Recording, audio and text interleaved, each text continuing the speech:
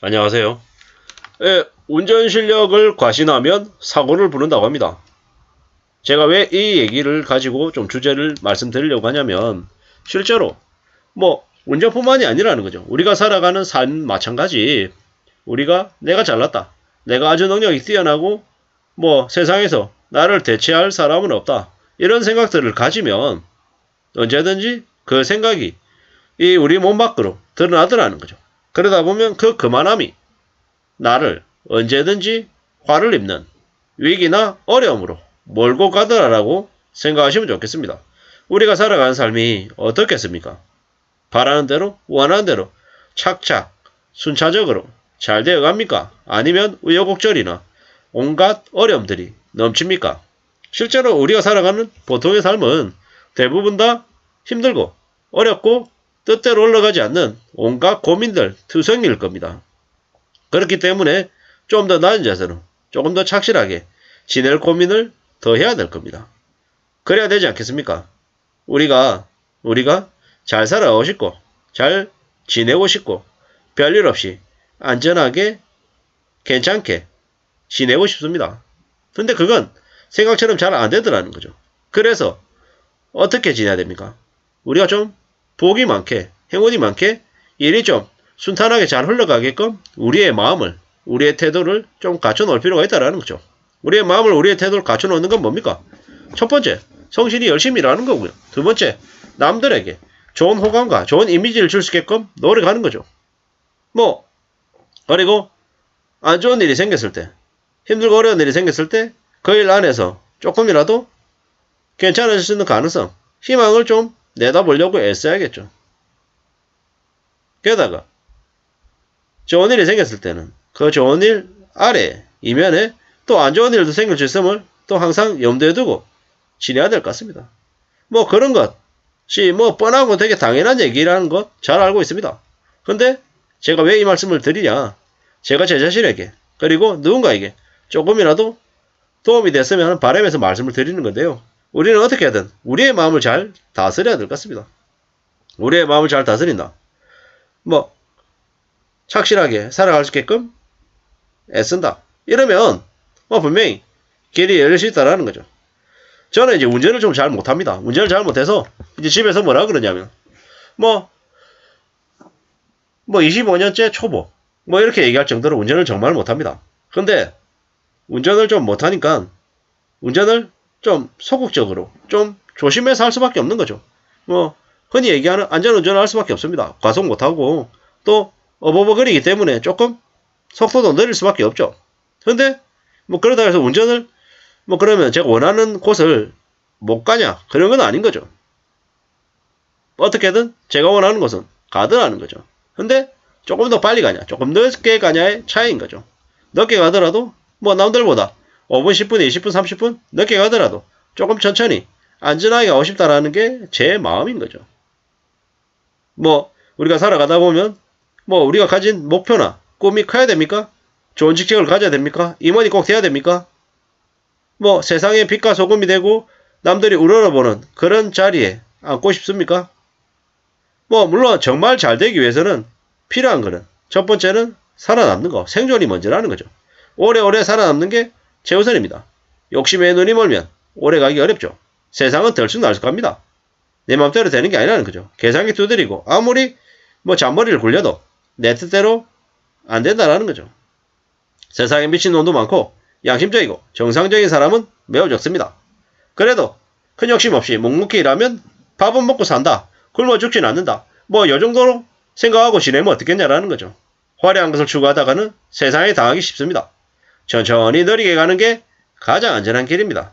사기꾼들이 제일 싫어하는 부류가 자기 영역에서 하마처럼 천천히 움직이는 스타일입니다. 나보다 잘 나가는 사람 보면 부럽습니다. 나도 그 사람처럼 되고 싶고 그 사람을 뛰어넘고 싶습니다. 근데 어떻게 그렇게 사나 싶을 정도로 좀 그 사람과의 생각을 조금 이렇게 간격을 좀 둘 필요가 있다는 거죠. 함부로 부러워하면 안 됩니다. 남의 것에 욕심 부리다가 한 방에 나가 떨어질 수 있습니다. 조용히 티내지 않고 사는 게 최고입니다. 질투와 탐욕과 시기 질투는 삶을 금방 지치게 만듭니다. 엄청 느리고 착실하게 천천히 가는 게 좋겠습니다. 그렇게 살면 알아서 내공이 쌓일 수밖에 없다는 거죠.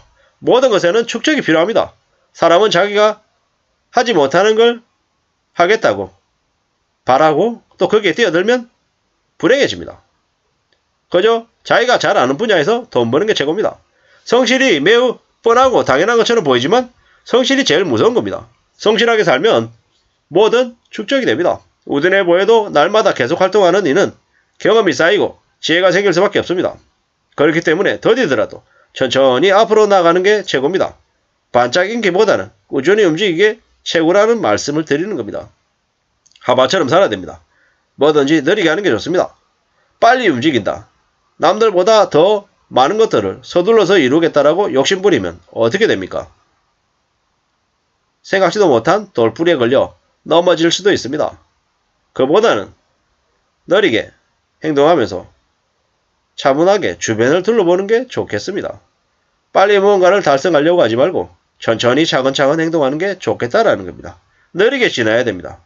인생은 투쟁입니다. 뭐든 쉬운 거 없습니다. 먹고 사는 것 자체가 전쟁입니다.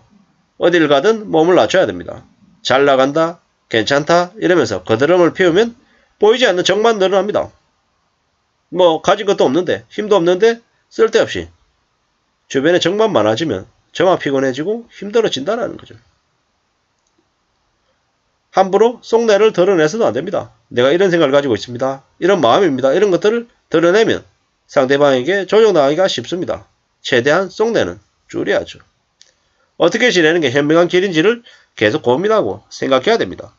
조용히 살면서 성실하게 지낼 공리를 내야 되겠습니다.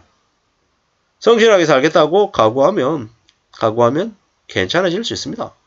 탐욕은 언제든지 나를 스스로 무너뜨리는 겁니다. 소비를 탐닉하는 사람이 되지 않게끔 애써야 됩니다.